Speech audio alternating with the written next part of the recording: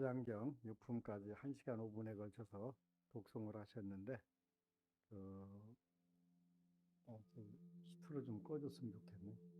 춥다고 잔뜩 껴입었더니 나만 땀나고, 그리고 들어오기 전에 조금 뛰어댕겼더니 땀나가지고. 예경지송에 보면, 여기 예경지송이라는 책인데 여러분들 안 보셔도 돼. 제가 대표를 봐드릴게요. 거기 깃발의 경이라는, 그래서 깃발의 수호경이라고 하는 경전이 있어요. 이 내용을 보니까 이와 같이 나는 들었습니다. 한때 세존께서 사와티시의 제타와나 숲에 있는 아나타 핀디카 승원에 계셨습니다. 그때 세존께서는 수행승들이여 라고 말씀하셨습니다. 세존이시여 라고 수행승들이 세존께 대답하자 세존께서는 이와 같이 말씀하셨습니다. 수행승들이여, 오랜 옛날에 신들과 아수라들 사이에 전쟁이 일어났느니라. 수행승들이여, 신들의 제왕 제석천이 33 신들이 하늘나라에 신들에게 말했나니, 벗들이여, 신들이 전쟁에 말려들어 두려움과 전율이나 소름 끼치는 공포가 생겨나면 그때 나의 깃발을 쳐다보아라. 나의 깃발을 쳐다볼 수 있다면 두려움이나 전율이나 소름 끼치는 공포가 생겨나더라도 사라질 것이니라. 이런 구절이 있어요. 이제 오늘은 여러분들에게 특별히 다음 생에 하느님으로 태어나는 방법을 가르쳐 드리려고 그래요. 여기 제석천이 누구냐면, 제석천왕이 누구냐면 인간들 세계에서 모든 나라에서 말하는 하느님이 요 제석천왕이에요. 그래서 지거세주 제석천왕, 신중탱화에 보면 우리가 볼 때 오른쪽에는 대범천왕이라고 하는 분이 계시고, 저기 관세음보살처럼 화력에 있고 연꽃을 들으신 분 있잖아요. 여기 요 가운데 있는 분을, 위에 있는 분을 예정명왕이라고 해요. 예정명왕이라고 하고, 무섭게 생기신 분이에요. 예정명왕은 더러울 예자에다가 자취적자니까 더러운 거를 싹 털어주는 분인데, 예정명왕은 부처님의 화연이에요. 부처님은 자비로운 부분만 있는 게 아니라 때로는 중생들이 엄청 싸가지가 없으면 어떻게 돼요? 그냥 잃어버려야 되잖아요. 그거를 이제 밀교에서는 분노존이라고 그래요. 분노존. 환한 모습으로 이렇게 예정명왕은 그런 걸 다 청소해 주시는 분인데, 오른쪽에 계신 분을 대범천왕이라고 그래요. 범천왕, 대범천. 그래서 연꽃 들고 보이죠? 그 다음에 우리가 볼 때 왼쪽에 보면은 목단꽃을 들고 계신 분이 계세요. 그분이 제석천왕이세요. 보이죠? 요 제석천왕이, 그래서 대범천왕은 누구냐면 이제 우주를 창조했다고 하는 분이에요. 우주를 창조하셨대요. 어떻게 창조했냐 했더니, 아까 잠깐 이제 여기 상원대학교 대학원장, 행정대학원장을 오래 하셨던 정재욱 박사님이 일본에서 나온 논문을 읽어봤더니 그 이야기가 나오더라는, 천지 창조에 대해서. 근데 대범천왕이 어디 잠깐 있다가 딱 했는데 갑자기 세상이 생겼으면 좋겠다 했더니 세상이 딱 생긴 거예요. 내가 창조했어. 근데 사실 본인이 창조한 게 아니고 신이 창조한 게 아니고, 그때가 이제 우주가 블랙홀과 하는 관계에서 생성, 성주 공, 성은 이룰 성자, 주는 머물 주자, 그 다음에 무너질 괴자, 텅 빌 공자여갖고 그 과정을 간단 말이에요. 가는데 우주가 생성될 때 딱 대범천왕이 자기가 만들었다고 착각을 일으킨 거예요. 그때부터. 그래서 천지창조를 했대요. 대범천이요. 그래서 이제 지금도 굳게 본인이 우주를 창조했다 이렇게 착각을 하고 계신대요. 그래서 이제 뭐라고 하냐면, 이분을 사바계주 대범천왕 이렇게 해요. 사바세계에, 우리가 남선부주를 사바세계라고 하잖아요. 남선부주, 사바세계 5대주가 있는데 우리가 사는 데는 그 사바세계 남선부주고 그래서 모든 사바세계를 다 창조했다고 하는 분은 대범천왕이고 우리가 볼 때 왼쪽에 계신 그 재석천왕은 지거세주 본인은 땅 위의 모든 그 생명 있는 존재들의 주인 그렇게 기독교에서 주여 그러잖아요. 천지창조로 했다 대범천 지상의 모든 중생들의 주인이다 하느님 그렇게 한단 말이에요. 그 이름은 재석천왕인데 한문으로 번역하면 재석천왕이에요. 그리고 이제 여기 보니까 신들과 아수라들 사이에 전쟁이 일어났느니라. 수행성들이여 신들의 제왕 재석천이 33 신들의 하늘나라의 신들에게 말했나니. 요거 이제 재밌는 사연이 들었어요. 신들과 아수라고 싸움이 났대요.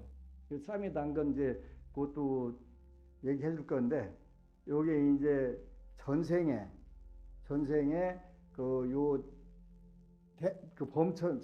재석천왕이 석가모니 부처님 이전에 가섭불이라고 하는 분이 계셨어요.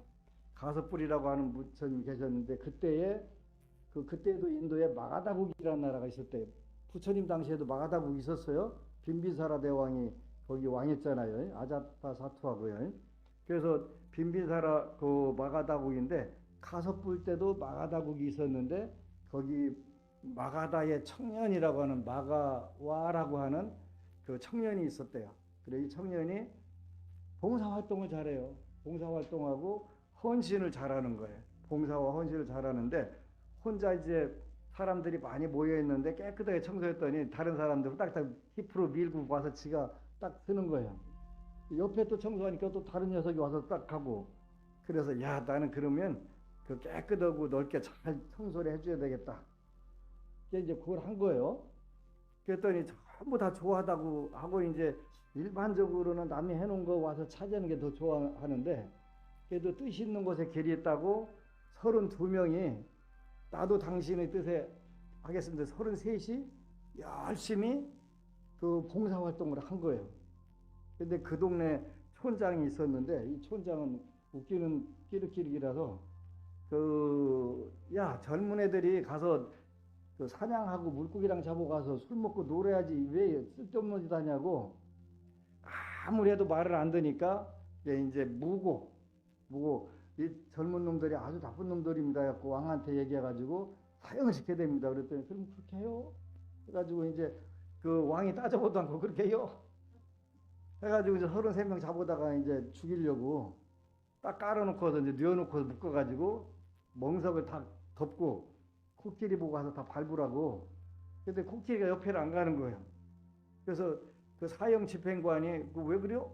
뭐가 이상한 게 있다 그래서 아무리 뭐가 코끼리가 왜 가서 밟으라는데 안 밟을까? 이제 임금한테 보고를 한 거예요. 그랬더니 조사해봐 데리고 와봐. 데리고 보니까 사실은 제일 착한 일만 골라서 했는데 이 촌장이라는 녀석이 그 무고를 한 거예요. 그래서 이제 코끼리를 하나 선물을 주고 이렇게 해가지고 이제 그때부터 그 지역사회를 위해서 엄청나게 봉사와 헌신을 한 거예요. 이제 나중에 죽어서 이제 그 도리천이라는 데를 갔네. 33천이라고 하는데 그때 33사람, 이 33 신들의 하늘 나라의 신들에게 말했다. 33이 전부 다 도리천에 가서 땅 하고 태어났네. 그 중에서 제일 중간에는 그 마가와라고 하는 청년이 그 선견성 선법당이라는 궁전 거기에 머물고 네 방향에 8명씩 48은 32 이렇게 해갖고 33 33천 이렇게 하고 또는 도리천 이렇게 표현하는 거야. 그런데 신들과 아수라들 사이에 전쟁이 일어났다. 여기 이제 사연이 있어요.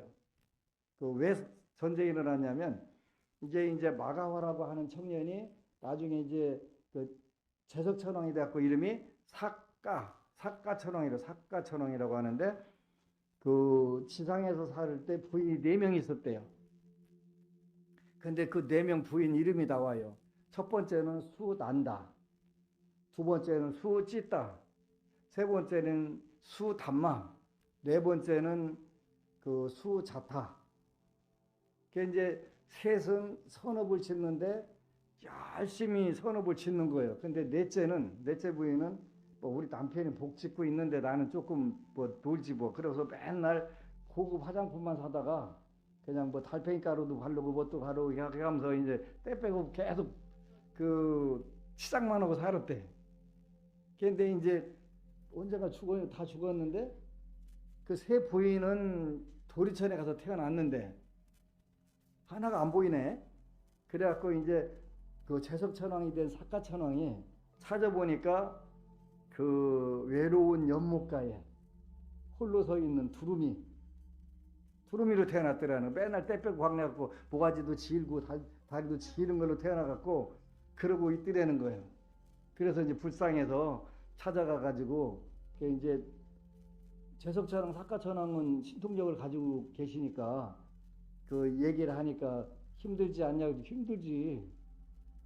근데 그 두루미가 당신은 누군데 그랬대. 네 남편이었어 내가. 그러냐고. 그래서 이제 그 도리천에 33천에 태어나는 방법을 가르쳐 줄 테니까 열심히 실천해 할래? 그랬더니 예 하겠습니다. 그래서 그러면 그 해라 해갖고 이제 일러준 게 뭐냐면 계율을 열심히 지켜라. 그러면 네가 도리천으로 갈 수 있다. 그래가지고 이제 두루미인데 그래서 절대 살아있는 거는 먹지 마라. 그래서 이제 이 두루미가 그 자연사 한 물고기만 주워 먹어.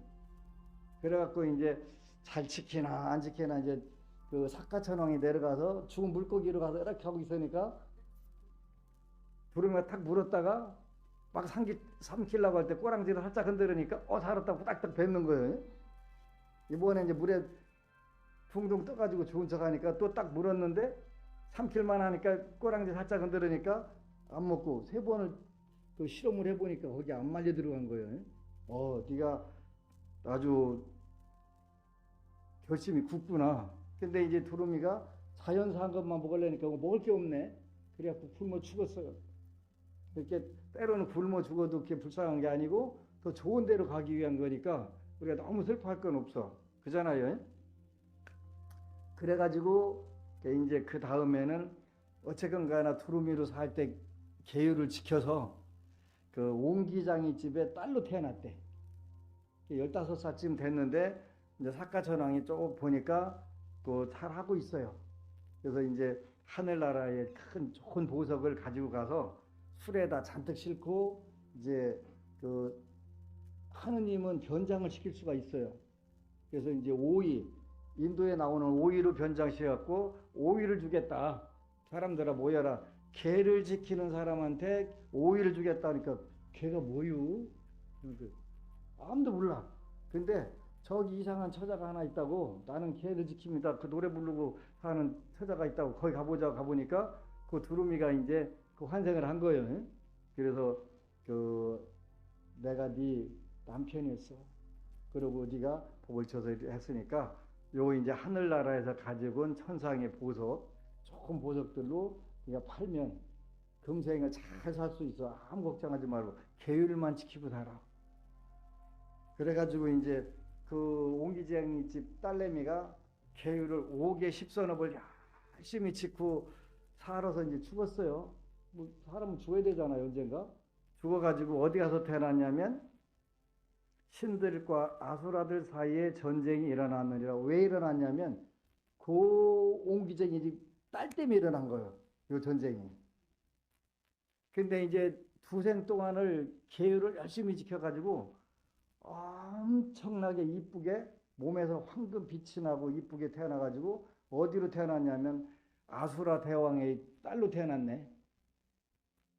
그 아수라하고 그 원래 그 요 33 그 도리천의 제석천왕이랑은 원래 사이가 나쁘지 않았는데 그 33인이 그 죽어서 가보니까 도리천에 갔어. 근데 도리천의 원주민들이 누구였냐면 요 아수라들이었어요. 근데 아수라들이 환영식을 하느라고 그냥 그 오케스트라도 막 초청하고 그다음에 또 그 전문 요리사도 데려다 하고 프랑스에 가서 포도주도 사다가 이렇게 와장창 행사하는데 거기 이제 좋은 술이 있었대. 거기 보니까 무슨 술이야 했더니 이름은 감로주라고 하는 술이었대네. 그 먹으라고 하니까 이분들은 인간 세계에 있을 때도 계율을 지켜서 술을 안 먹었던 분들인데 아수라들 먹으니까 니들끼리 먹으려더니 먹고서 거기서 난장판이 벌어졌게 예이놈들하고 다 잡아다가 바다에다 다 쳐넣는데 그 아수라들도 전생에 지은 복들이 있어갖고 바다로 안 빠지고 그 밑에 사천왕천루로 내려갔대. 사천왕천루로. 졸지에 이제 굴러온 돌이 밖에 돌을 싹 뽑아낸 거예요. 그렇게 새로 이주해온 33인 덕분에 거기 원주민들이 전부 밀려갖고 사천왕천루로 쫓겨나온 거예요. 아수라들이. 그래서 그때부터 이제 신들과 아수라들 사이에 전쟁이 일어나는데 그것도 이제 일어났는데 하필이면 요 수자타가 그 아수라 대왕의 딸로 태어난 거예요. 너무 이뻐가지고 그냥 막 황금빛이 났다는 거. 두색만 5개 10선을 지켜도 이렇게 이쁘게 나는데 그리고 여러분들은 보니까 전생에 뭐 그렇게 잘 지킨 것 같지는 않네. 아닌 것 같아. 내가 볼 때는. 근데 이제 그 하도 청혼을 하는 친구들이 그 아수라들이 많아서 그 아수라 대왕이 아무든 그 꽃을 내 딸한테 줄 테니까 그 꽃을 던지는 사람이 그 사람을 사위로 삼겠다. 근데 이제 제석천에서 그 선견성 선법당이라고는 천상계 그 제석천왕의 궁전에서 이렇게 봤더니 지금 그 무슨 부마 뽑기 대회를 하네. 그래서 깜짝 놀라가지고 제석천왕이 변장을 하고 샥 가가지고 이제 그 늙은 아수라로 변장을 하고 갔는데 갑자기 눈이 확 들어온 거예요. 그 수자타 눈에. 그래서 꽃을 그 늙은 아수라한테 던져가지고 늙은 아수라가 당첨됐네. 그래갖고 싹 데리고 선상 마차 타고서 제석천으로 샥 하고 도망갔단 말이에요. 근데 그때서 제석천왕이 변장을 해가지고 와서 아수라 대왕의 딸을 데리고 간 거예요. 그렇게 이제 그래서 두 배로 이제 또 전쟁이 일어난 거예요, 그지? 전쟁이 이렇게. 그래서 이제 수행승들이여 오랜 옛날에 신들과 아수라들 사이에 전쟁이 일어났느니라. 이렇게 전쟁이 일어났어요. 근데 이제 요 제석천왕은 그 아수라들을 좀 두려워해서 그 용왕도 배치하고 하여튼 가루다도 배치하고 많이 배치를 했는데 다 뚫고 들어가지고 이제 함락 직전에 거기다가 인드라라고 하는 천신상을 모셔놨는데 그걸 보고 아수라들이 다 도망갔대. 여기는 보니까 뭐라고 했냐면 벗들이여 신들이 전쟁에 말려들어 두려움이나 전율이나 소름 끼치는 공포가 생겨나면 그때 나의 깃발을 쳐다보아라. 누구 거? 제석천왕 거. 나의 깃발을 쳐다볼 수 있다면 두려움이나 전율이나 소름 끼치는 공포가 생겨나더라도 사라질 것이니라. 그래서 쭉 신들 것 깃발을 보라고 그랬는데 그러나 수행승들이여 부처님께서 말씀하신 거예요. 신들의 제왕 제석천의 깃발을 쳐다보더라도 또 다른 여러 신들의 깃발을 쳐다보더라도 두려움이나 전율이나 소름 끼치는 공포가 생겨나면 사라지기도 하고 사라지지 않기도 할 것이니라. 왜요? 이렇게 물어보니까 그것은 무엇 때문인가? 신들의 제왕 제석천은 탐욕을 여기지 못하고 성냄을 여기지 못하고 어리석음을 여기지 못해 두려움을 갖추고 전율을 갖추고 공포를 갖추고 도주를 갖췄기 때문이니라. 도망갈 줄도 해가지고 그래서 불교에서는 하느님이 전부가 아니다라고 우리가 늘 얘기하는 게 요 때문에 그런 거예요. 제석천은 뭘 못했다고요? 탐욕을 여기지 못하고 분노를 여기지 못하고 성냄을 여기지 못하고 어리석음을 이거 뭐예요? 삼독으로 완전히 해결 못했단 말이에요. 그러면 사가천왕 그 제석천왕은 그 불교 수행자로 가면 어느 단계 올라갔냐 이렇게 물어봤더니 그 사행사과에서 수다원과를 증득하셨대. 그러니까 그 수다원과를 증득했으니까 어느 정도 이 부분은 해결이 된 거예요, 사실은요. 그래서 이제 그러나 수행승들이여 나는 그대들에게 이와 같이 말하느니라. 수행승들이여 그대들이 숲속에 들어가 나무 아래서나 빈집에서 머물 때 두려움이나 전율이나 소름 끼치는 공포가 생겨나면 그때는 이처럼 세존께서는 거룩한 님, 올바로 원만히 깨달은 님, 명제와 덕행을 갖춘 님, 올바른 길로 잘 가신 님, 세상을 아는 님, 위없이 높으신 님, 사람을 길들이는 님, 하늘 사람과 인간의 스승이신 님, 깨달은 님, 세상의 존귀한 님이다라고 나를 생각하라. 여기 열의 시포인데 열의 응공정변지 명행족 선서 세간에 부상사 조장부 천인사 불세존 이렇게 열의 시포를 외우라고 하셨어요. 수행승들이여 진실로 나를 생각하면 두려움이나 전율이나 소름 끼치는 공포가 생겨나더라도 사라질 것이니라 이렇게 했어요.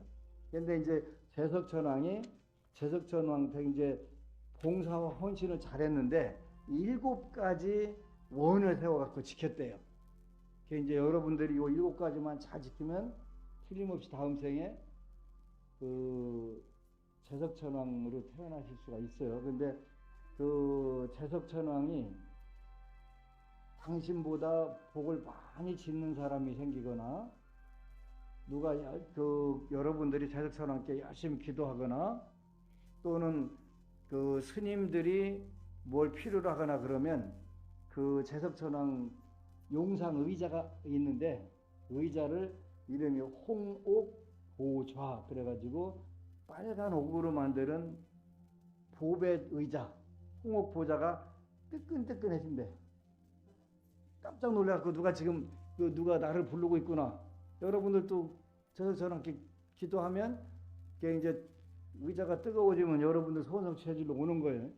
제일 두려워하는 게 그 사카천왕보다 복을 더 짓는 사람을 제일 두려워하시는데 그럼 무조건 밀려나야 되니까.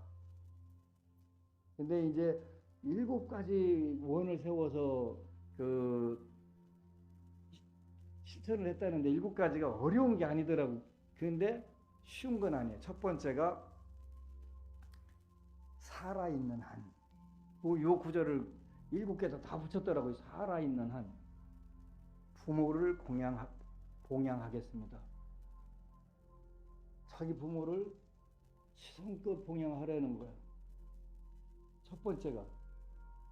근데 우리는 지금 가능하면 부모 봉양 안 하고 살고 제사도 좀 몸뚱이 편하려고 다 철폐하고 이러고 살고 싶은데 이 제석천왕 되기가 쉽지 않네. 잘못하면 글렀네. 조심해야 돼. 첫 번째가 살아있는 한 부모를 봉양하겠습니다. 그 우바세경에도 보면 그 세상에 최고 좋은 복전, 보은전, 부모와 조상보다 더 좋은 복전은 없다. 보은전, 은혜를 갚는 그 복의 밭, 보은전. 두 번째가 공덕전, 부처님과 스승을 잘 모시는 공덕전. 그 다음에 세 번째가 빈궁전이에요. 빈궁전. 가난하고 힘든 사람들 도와주는 그 복전. 제일 좋은 게 뭐라고? 보은전. 근데 제석천왕도 전생에 원을 세운 게 첫 번째가 살아있는 한 부모를 봉양하겠습니다. 이거 죽었다 깨어나도 못할 사람은 없지. 제일 좋은 거란 말이에요. 쉽고 좋은 거란 말이에요. 두 번째는 뭐가 했더니 살아있는 한 연장자를 잘 공경하겠습니다. 연장자를 잘 공경했습니다. 이거 죽어도 못할 거 아니네, 그지? 그러니까 우리가 생각만 조금만 바꾸면 여러분들은 다음 생에 근데 그 순서를 매겨야 되겠네, 그지? 여기 오늘 오신 분만 해도 여러 명인데 법문 듣는까지 하면은 제석천왕 불안하시겠어요. 첫 번째는 살아있는 한 부모를 잘 봉양하겠습니다. 두 번째는 살아있는 한 연장자를 잘 공경하겠습니다. 세 번째는 그랬더니 살아있는 한 부드러운 말을 하겠습니다. 부드럽게 말하겠습니다. 이거 굉장히 말하는 게 중요하더라고요. 부드럽게 말하겠습니다. 할 수 있어요, 없어요? 할 수 있어요. 있어요, 그죠? 그 네 번째는 그 험담을 하지 않겠습니다. 있더라고요. 와, 엄청 실이 그 어려운 것도 아니고 죽도록 힘든 것도 아니고 비용 들어가는 것도 아니네. 그러지? 내가 잘 적어서 줄 테니까 그 하나씩 써붙여 놓고서 하세요. 네. 그 다음에 첫 번째가 뭐였더라? 부모를 살아있는 한 부모를 봉양하겠습니다. 두 번째는 살아있는 한 연장자를 잘 공경하겠습니다. 세 번째는 부드럽게 말하겠습니다. 네 번째는 험담을 하지 않겠습니다. 다섯째는 시기 질투를 하지 않겠습니다. 시기 질투 하지 않겠습니다. 이것도 뭐 좀 그런 대로 뭐 할 수는 절대로 난 죽어도 못 오겠다? 그 정도는 아니지. 할 수 있어, 맘만 먹으면. 여섯 번째는 진실을 늘 말하겠습니다. 진실, 거짓말 안 하고 진실하는 입으로 하는 게 4개나 들어가요. 4개나 세상에. 여기도 7개 중에서 4개가 뭐 입으로 하는 거 부드럽게 말하겠습니다. 험담하지 않겠습니다. 그다음에 뭐라고 그랬지? 시기 질투하지 않겠습니다. 그 다음에 진실을 말하겠습니다. 4가지. 그리고 이제 그 7번째 마지막에 화를 내지 않겠습니다. 화를 내지 않겠습니다. 화를 내게 되면 후닥닥 화 안 내는 쪽으로 마음을 돌려먹겠습니다. 화 안 낼 수는 없잖아요. 그렇게 화가 탁 나다가도 하고서 안 내겠습니다. 그래서 이제 마가와라고 하는 청년이 코끼리가 와서 밟아 죽이려고 할 때도 32명한테 우리는 화내지 말고 그냥 받아들이자. 절대로 화내지 말자. 그렇게 했대요. 그렇게 해가지고 제석천왕이 됐어요. 오늘 내가 여러분들에게 특별히 제석천왕 되는 방법을 이제 가르쳐 드렸어요. 제석천왕도 되는데 하늘나라 못 가겠어요? 그리고 시장경 읽어보니까 도리천을 백생은 왔다 갔다 하네, 무조건이. 이렇게 걱정할 게 없어요. 근데 하늘나라 가는 게 쉬운 게 아니에요. 괜히 때 빼고 광내다가는 두루미로 태어나갖고 이제 그 다음부터는 이제 계속 윤회가 그나마 엄청 실이 그 좋은 남편을 줘가지고 제석천왕 돼가지고 와서 결국 구제 받아준 거지. 여러분들 남편이 제석천왕 안 되면 꽝이에요, 꽝. 안 돼. 그러니까 그래서 우리가 이제 부처님은 복에 대해서 굉장히 중요하게 생각을 하셨어요. 복에 대해서 중요하게 생각하셨는데 요 7가지를 뭐 기억 못할 거야. 저기 있다 좀 있다가 한 가지 대봐 하면은 한 가지씩이야 기억하겠지. 근데 어쨌거나 우리가 제석천왕 된 묘 나온 거니까 실천해 보는 거예요.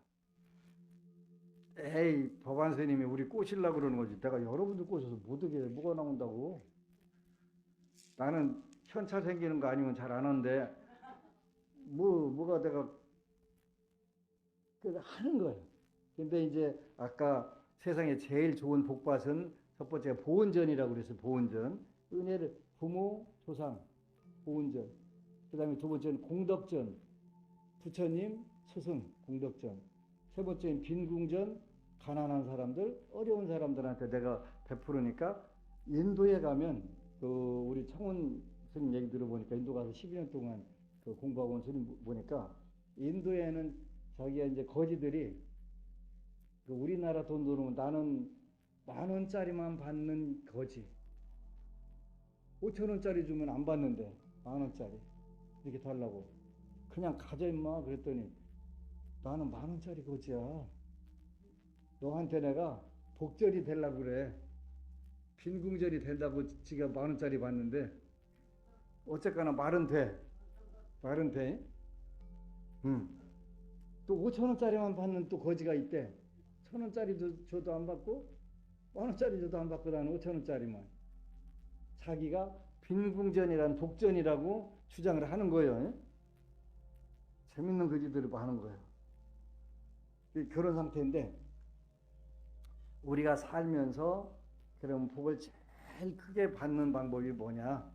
두 가지가 있어요. 하나는 계복. 재석천왕의 전생 이름이 뭐라겠냐면 마가다국의 마가와라고 그러죠. 마가와.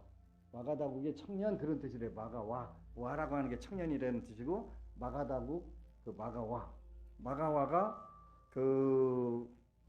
7가지 서원을 세우고 봉사와 헌신을 잘 했는데 뭘 잘했냐면 또 그렇게 7가지가 결국 뭐냐면 계율이에요. 계율 지킨 거예요. 5계를 잘 지킨 거이지. 5계를. 그래서 불교에서는 제일 큰 복을 받는 게 첫 번째가 계복이라고 해서 계를 지키는 복이 제일 크대. 그리고 자기 자신을 위해서 복을 짓는 것은 5계를 지키고 10선업을 지키는 게 제일 큰 복이 되는 거예요. 살생하지 마라, 도둑질하지 마라, 사음하지 마라, 거짓말하지 마라, 술 마시지 마라. 거기다가 이제 10선업 그렇게 되면 천상세계는 누구나 갈 수 있는데 그래서 계복을 최고 중요하게 하는 거예요. 그 다음에 두 번째는 시복하는 시복. 나눌 수 있잖아. 남들에게 베풀어 주는 거. 베풀어 주.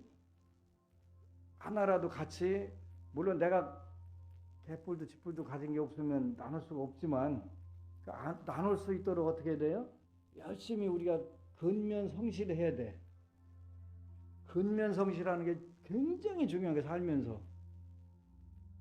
세상에 공짜는 없어. 절대로 공짜 없어. 많은 분들이 그냥 돈 벼락 맞는 방법 없을까? 그러면 돈 벼락 맞는 방법 없이 나 혼자나 받고 말지. 뭐 내가 그지? 살짝 받고 말지. 그런 방법은 없어.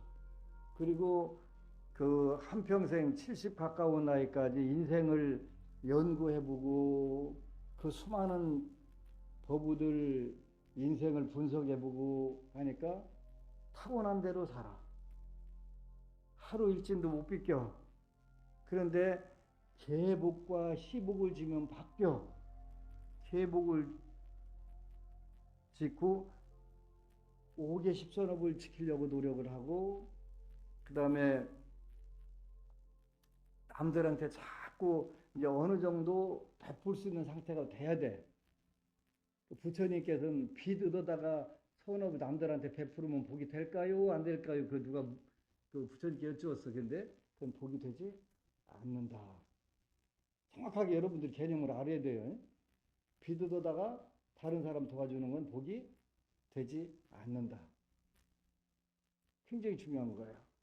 그래서 시복, 내가 뭔가를 나눠줄 수 있도록 여러분들이 근면성실하게 모으는 게 굉장히 중요해. 근면성실하게. 불교 믿는 것은 근면성실하게 하는 거예요. 나한테 와서 제가 전에는 주식하는 사람 법우들 오면 이번에 뭐 사라 하면 돈을 많이 벌어요. 근데 어느 때부터는 그걸 내가 안 일러줘요. 근데 복이 없는 사람한테 일러주면 꼭 타이밍을 안 맞춰갖고 사가지고 돈을 잃는 거예요. 옛날에는 어떤 걸 했냐면 부동산 정부 공사 딸라면 입찰하잖아요. 그 번호를 내가 찍어줬어요. 잘 맞았어요. 근데 옛날에는 처음에는 4자리만 맞추면 되는 게 있었고 그때 복잡하게 바뀌었거든요. 근데 그것도 됐어요. 근데 김대중 대통령 초기 때 어느 건설회사에서 수원에서 와서 일러주는데 꼭 내가 일러주면 다른 번호 찍으면 그때 내 번호가 그게 입찰 되는 번호가 되는 거예요. 그 사람들이 복이 없으니까 안 되는 거예요. 근데 어느 때부터 그게 나한테 전혀 도움이 안 되고 과도한 기도력을 소모시키는 거구나. 그래서 그다음부터는 쳐다도 안 보는 거예요. 어떤 사람 뭐 임의로 조작하는 거잖아요. 그래서 그런 것도 하고 여러 가지 별의별 거 다 해줬는데 주식도 이거 주식 사 했는데 나는 그쪽 잘 모르니까 어느 분이 무슨 마이너스 옵션 뭐 그런 게 있대네. 그게 훨씬 더 돈이 많이 벌린대요. 근데 그분이 어떤 분이었냐면 옛날에 이회창이라고 하는 분이 대통령 출마했을 때 그분 자금 관리했던 그런 분인데 스님이 일러준 대로 했으면 1,000만 원만 했으면 100억을 버는데 뭐 일러준 대로 안 했으니까 꽝 됐겠지. 그래서 그다음부터 우리 자리에 오지 마. 재수 없어. 근데 원래 그걸 보면 뭐가 뜬다 그리고 어떤 주식이 본인한테 돈이 된다 이런 게 나와요. 재밌어요 그게 해보면. 근데 그런 게 있는가 하면 올해는 어떤 사람들이 어떤 질병으로 고통받는다 그것도 나와요. 그 해에 올 암이라든가 이런 게 주류를 이루는 질병이 나와. 그거 되게 재밌는 무서운 거예요. 무섭고 재밌는 거예요. 그렇게 뭐예요? 우주 자체가 어떤 특별한 스케줄에 의해서 돌아간다는 뜻이에요.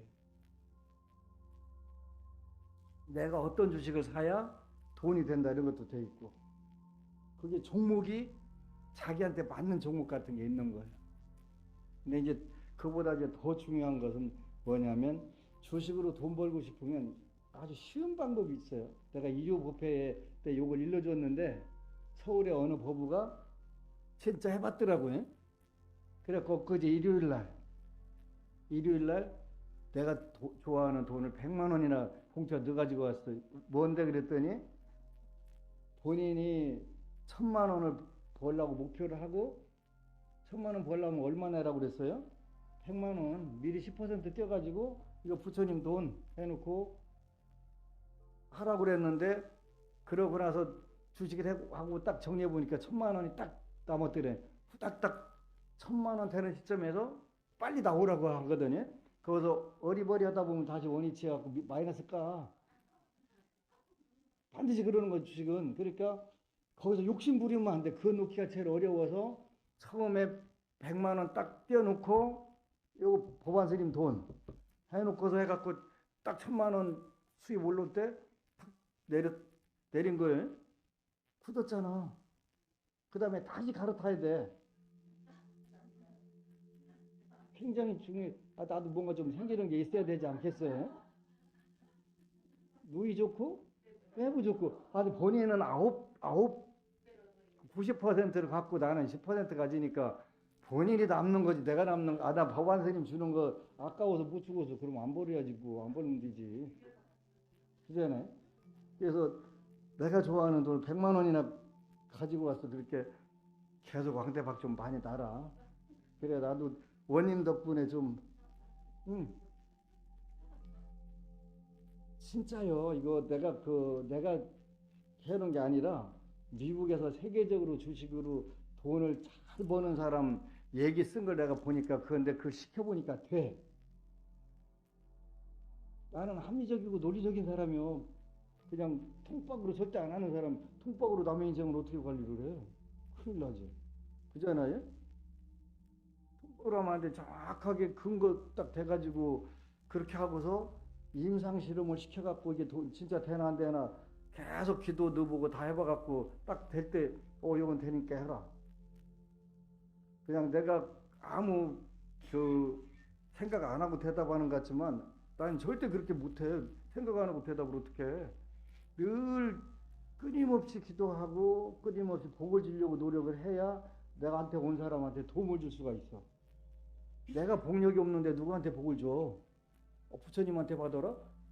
그러면 여러분들이 나 보러 오겠습니까? 부처님 보러 오지? 근데 절 6곳에 있는데 우리 불상들이 이쁘게 잘생기셨어요. 아주 미남으로 잘생긴 건 확실하거든요. 근데 그 잘생긴 불상 불러 오시는 게 아니라 나 불러와. 나는 물론 부처님께 기도를 하지만 왜? 근본적으로 내가 부처님께서 해준 메시지를 내가 전달하니까 그런 거예요. 그래서 인생이 마냥 어려운 게 아니에요. 그런데 우리 속담에 도둑 맞으려면 걔가 어디 가서 지도? 바닷가 가서 지도. 여기서 지도해야 되는데, 그지? 복이 없는 사람은 말을 해도 안 들어. 2011년도에 부산의 신시가지에 처음 포교당을 냈는데 대구에서 어떤 젊은이가 하나 왔어요. 그 당시에 내 42살인가 먹은 친구인데 뭐 하냐 그랬더니 대구 803 밑에다가 사글세빵 하나 얻어놓고 매일 올라가서 기도를 한대. 약사리 부처님한테 기도를 한대. 무슨 기도냐 했더니 복권 한 번만 당첨되게 해달라고. 그 당시 2011년도 왔을 때 20년 전에 5억짜리가 됐었대. 그러면 2011년도 20년도니까 91년도잖아요. 91년도 5억은 굉장히 큰 돈이에요. 내가 91년도에 1억 가지고 논산에 가서 땅 399평 6천만 원 주고 사고 22.5평 조립식으로 42층짜리 졌거든요. 1억 가지고요. 5억이라고 하면 그때 아파트 값도 웬만한 거 지금도 구매 가면은 아파트 3억이면 사는데 대구도 30 몇 평 3억이면 사는데 5억. 그런데 근데 다 따먹고 빚이 한 5억 정도 된대. 그래서 매일 올라가서 약사이래불 한 방만 빚 갚고 조금 남게 10억짜리만 한 방 터뜨려 달라고.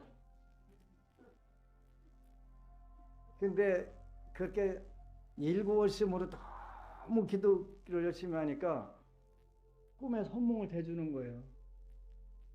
근데 해몽을 못 하는 거야, 해몽.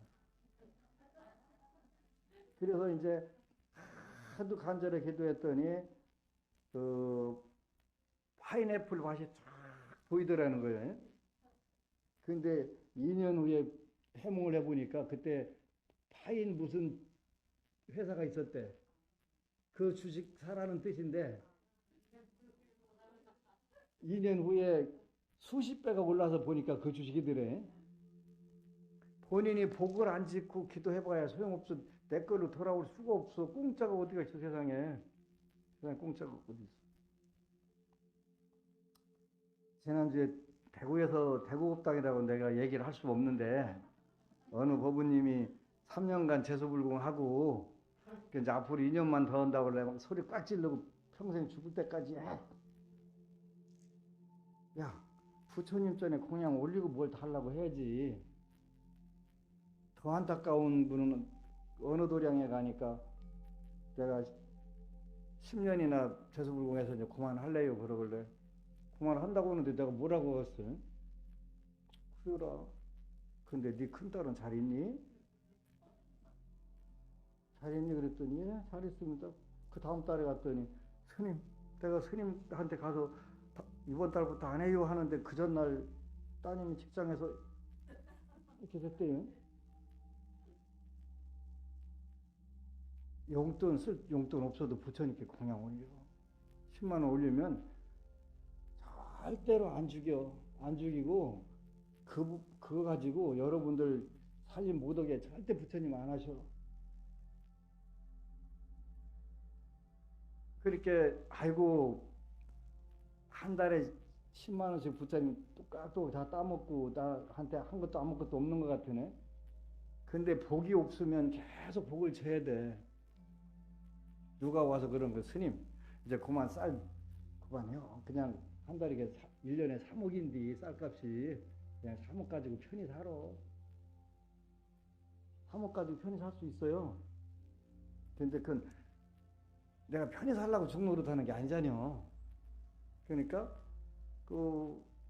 2024년대도 쌀값이 3억 원어치 대본했어. 얼마나 좋아, 그지? 왜? 복을 줘야 되니까. 복을 줘야 되니까. 왜? 그 오늘보다 나은 내일을 원한다면 우리가 계복과 시복 두 가지를 지키면 돼. 계율을 지키는 복을 닦고 남들에게 조금이라도 나누려고 하는 마음들. 나눌 게 없으면 아까 그 제석천왕이 7가지 나누면 돼. 부모를 봉양하고 연장자를 공경하고 부드럽게 말하고 험담하지 않고 시기 질투하지 않고 진실되게 말하고 화를 안 내고 화가 나면 후닥닥 참회하고 화 안 내려고 하고 이게 계복 시복 다 들어가. 그러니까 제석천왕 되겠지 당연히.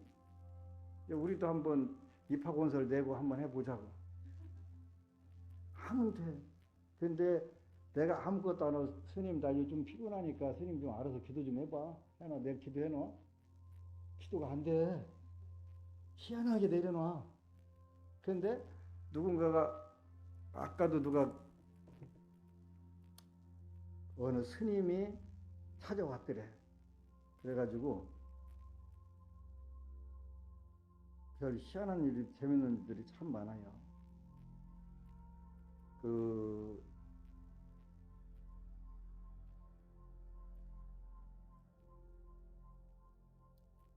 어떤 비구니 스님이신데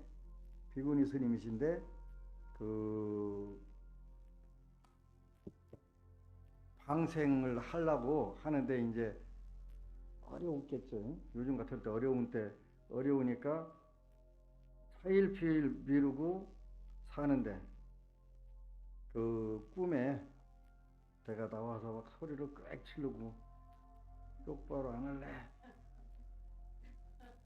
비구니 스님이 그렇게 문자가 왔더래. 똑바로 빨리 안 와. 그랬다고 깜짝 놀래갖고 오늘 왔더래네. 그 괜히 그 지장보살님이 당신 모습으로 가시지 내 모습으로 가셔가지고 잘못하면 보관 스님이 와서 여겼다고 하면 어떻게 해야 되지? 근데 이제 그 말을 안 들으니까 그 내 모습으로 지장보살님이 오셔갖고 소리를 꽥 지르신 것 같다고 그렇게 아까 문자가 왔더만. 이제 우리가 이제 한 해 살면서 제일 중요한 게 계복과 시복이에요. 계율을 지키는 거. 왜 법안 스님은 그냥 목을 매달고 대한민국 어떤 스님도 계 지키라고 하는데 그거 가지고 그렇게 목을 매달으세요? 근데 모든 글 읽어보니까 다 부처님이 나는 여러분들이 빨리 행복해지고 빨리 성공하는 게 내 목표요. 빨리 행복해지고 빨리 성공하는 게. 근데 그거를 시키려고 보니까 다른 것 갖고 안 돼. 뭐 집중기도 하고 가는 건 당연한 거고 한 거고 계복과 시복이요. 내가 계율을 열심히 지키게 되면 자연스럽게 모든 게 다 돼.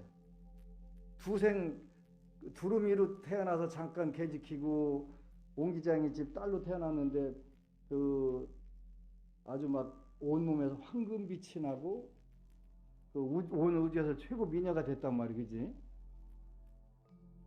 그게 계율복이라는 말이야, 계율복. 다음 생에는 이렇게 좀 빛 좀 나게 이렇게 좀 이렇게 하세요. 좋은 말 할 때. 이게 계율복에서 오는 거라서 그래서 계율 지키라고 하는 거예요.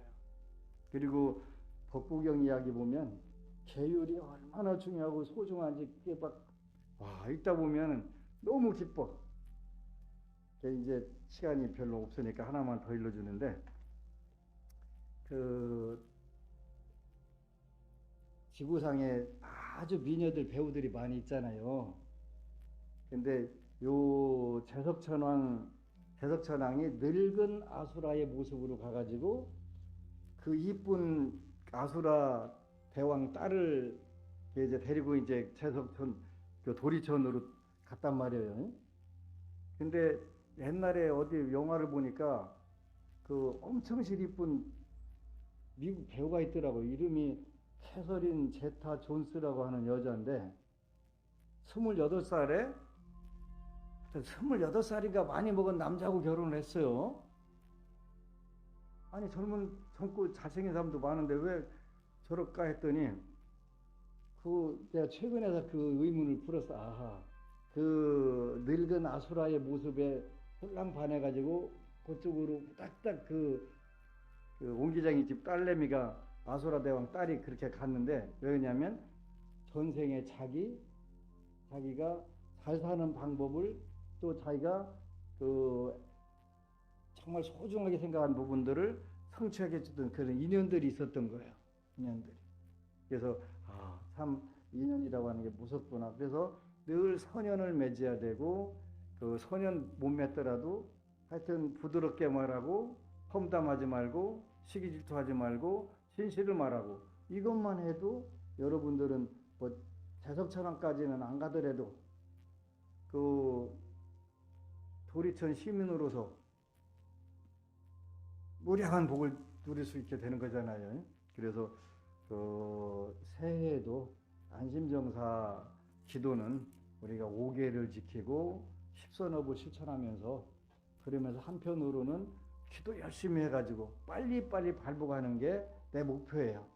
빨리빨리. 난 늘 부처님께 어떤 기도를 하냐면, 저 법우가 달라고 하는 거 그냥 해주세요. 그냥 더 조금 기다리면 더 좋은 거 나오는데 그냥 주시고요. 저 골치 아파요. 근데 부처님은 그걸 안 들어주셔. 꼭 가장 좋은 시점에서 가장 좋은 걸 주려고, 야, 조금만 기다리면 평생 못 얻는 거 받는데 왜 지금, 아니, 제가 골치 아프다니까요. 달라고 자꾸 졸르기는 하지. 그냥 아무거나 주세요. 아무거나. 그런데 불보살님들은 아무거나 주지를 않아요. 왜? 여러분들이 너무 소중한 존재니까. 근데 나는 너무 힘들으니까 그냥 아무거나 알아서 주세요. 그냥 달라는 거 주세요. 김해에 사는 김부부가 있었는데, 그 자기 빌딩이 안 팔리면 자기 죽는데 안 팔렸네. 그래갖고 죽었는지 1년 동안 소식이 없어.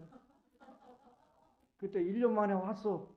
너 안 죽었어? 그랬더니, 아이고 스님 왜? 그랬더니 건물이 안 팔려갖고요. 그냥 땅 팔아갖고 그때 잘 넘어갔거든요.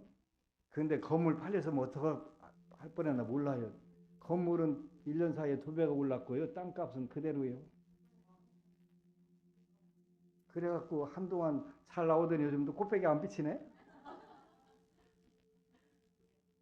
그러니까 건물 팔렸으면 어떡할 뻔했대요. 또 그러는 거지. 안 팔려서 죽는다고 안 오더니, 그건 중생에 우리는 모르잖아. 그러니까 우리가 최선을 다해서 열심히 기도해야 될 이유가 그것 때문에 있는 거예요. 하다 보면 제일 좋은 시점에 좋은 걸 주셔. 근데 내가 이거 여러분들 위로용 멘토로도 사실은 멘토로도 쓰기는 쓰는데, 근데 33년이라는 세월을 이렇게 하다 보니까 이게 접대용 멘트가 아니더라고. 현실도 꼭 그렇게 되는 거야. 그래서 서울에서도 어느 보부가 부처님의 빅픽처였습니다. 부처님의 빅픽처였다는 거야. 가장 좋은 시점에 가장 좋은 걸 받은 거야. 이건 감히 상상도 못할 복이 온 거야. 그러니까 부처님의 빅픽처였다고. 작년에 정말 어려운 그 기도했는데 약사불공을 7번 했어요. 비용이 얼마. 그래서 몇 번째부터는 안 받겠다고 그랬더니 본인도 기분 나빠서 기도비를 내야 되겠다는 거예요. 나는 너무 기분 상해서 안 받겠다고. 말 7번이지. 7번을 770만 원짜리 어떻게 지내요? 말도 안 되지.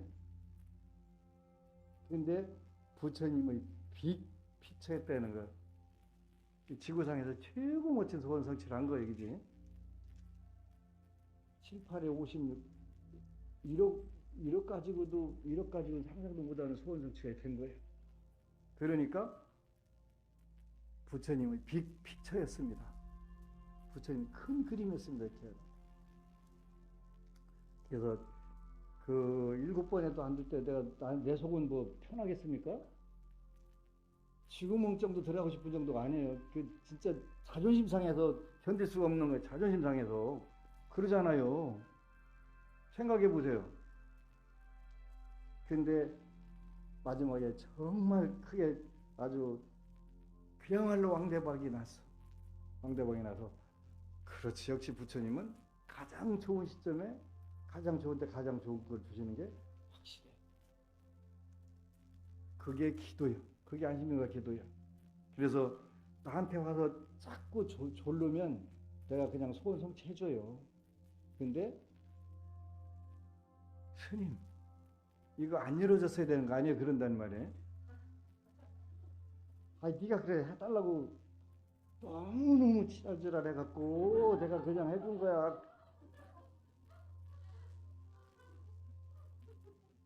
그 33년 전에 어느 분이 논산에 그 집을 10채를 지었어. 안심여사 100일 기도인데 안 들었네. 그래갖고 거금을 가져가서 안양에 무슨 한마음 선원인가 어디 가서 기도를 해갖고 10채가 다 팔렸어. 거기 영험하다고. 아이고 스님 그것도 못하고. 그래 미안하다. 6개월 후에 갑자기 집값들이 2배로 뜨네. 아이고 스님 그때 안 팔렸어야 되는데. 뭐랴? 그게 기도요. 나는 늘 부처님께 그래, 내가 혹시 실수로 저 중생 그냥 아무거나 들어주세요. 내가 힘들으니까 그렇게 하더라도 오직 부처님 뜻대로 하세요. 내가 마지막 가서는 그 기도를 해요. 오직 부처님 뜻대로 하세요. 내가 한번 배려올 수 있어, 그지? 딱 귀찮으니까 제 아무거나 해주라니까. 부처님 왜 그러세요, 자꾸. 그래 해주면 안 될 때가 있다니까. 빅피처. 큰 그림. 그래가지고 평생 후회를 하는 거예요. 10채 3천만 원씩 팔았는데 6개월도 안 돼갖고 6천만 원씩 가네. 33년 전에 사 먹은 작은 돈이 아니야.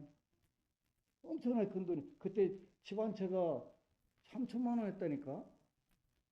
그때 지금 그게 1억 원 하더라도 그게 10억이고 한 돈인데 6개월 만에 반값 2배가 오른 거예요. 그때 아이고 스님 안 팔렸어야 되는데.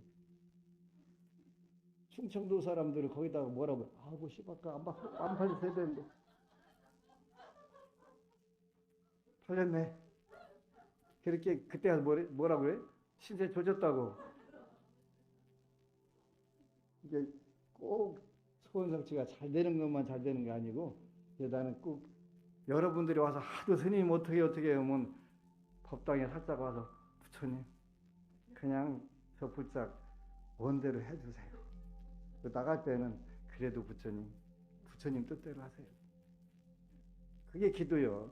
내 뜻대로 하는 게 기도가 아니고 부처님 뜻대로 하는 거예요. 모쪼록 새해에도 왕대박 나고 또 이번 주 토요일 날 태백산 기도 가는데 창원서는 몇 명 안 간다는 소문이 났대. 계속 그렇게만 해봐.